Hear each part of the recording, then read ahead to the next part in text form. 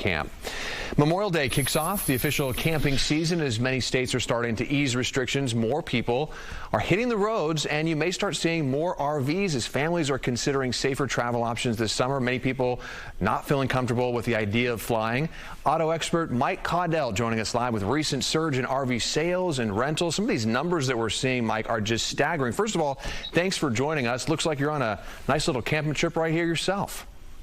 I am. Good morning, Tyler, and good morning, Sacramento. Thanks for having me, guys. You're right. The numbers are mind-blowing right now. 650% increase in RV sales, and I'm here just outside of Nashville at a KOA, Campgrounds of America, where they have 500 of these locations around the country. I'm going to get out of the way and show you guys this little cabin right here. If you are new to getting into RVing and cabining and going outdoors, this is a great way to start. These are like $130 a night, but I'm going to have my cameraman show you guys the lot that I'm in right now. So over my shoulder, you're seeing people really want to get out and get away, and with social distancing in place, you can do that. So you've got a big Class A over here with this Phaeton, and then over my shoulder, you've got this Class C. You can rent these, Tyler, for $50 a night. So it's a great way for people to get out there.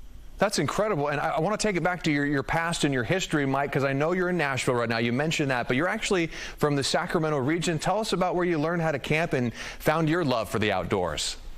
As Johnny Cash said, Folsom Lake, baby. Nice. So I was a Folsom, not prison, but yeah, I grew up doing it out there in California. And, you know, as I made my way across the country moving here, the number one resource that I used was this really cool website that I found. It's called GoRVing.com, and that's where you can go if you're new to camping. Right now, 30% of the people that are in this lot are new to camping and RVing. Over here, you can see this this travel trailer. You can get into these for like less than $10,000. Not that specific one. That's a big fifth wheel, but it's affordable for people to do. It's a great way for people to socially distance.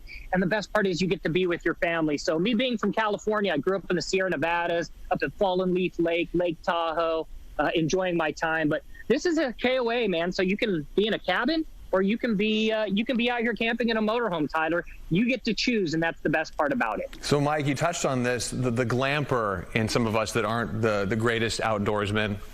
Speaking for a friend, I might be one of those guys.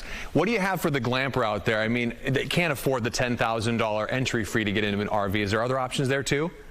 Yeah, so what's great is, and I'm going to give you two things. This is a Class C right here. You can rent something like this, and it starts as low as $50 a night. Or you can go with something like this right here, which is a cabin that you'll find at all these KOA spots across the country.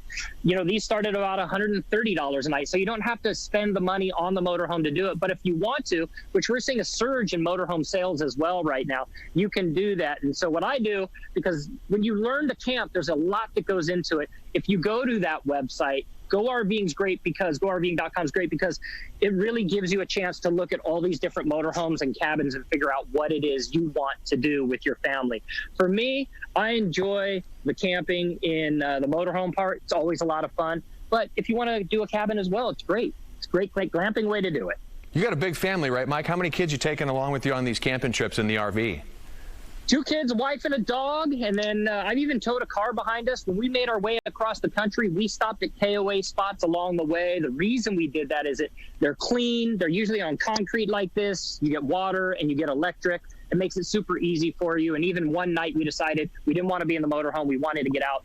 We jumped in a cabin for one night. So it's very easy to do, and there's a lot of research you should do out there before you get into it. But it's really affordable, and that's the best part about it. Camping is the #1 thing people are doing this weekend as we kick off the season right after Memorial Day. You know, it makes sense considering those travel restrictions and just the uneasiness people feel when it comes to flying or maybe taking really, really long road trips where you got to stop at a lot of rest stops. You know, you don't know if those are going to be cleaned or not.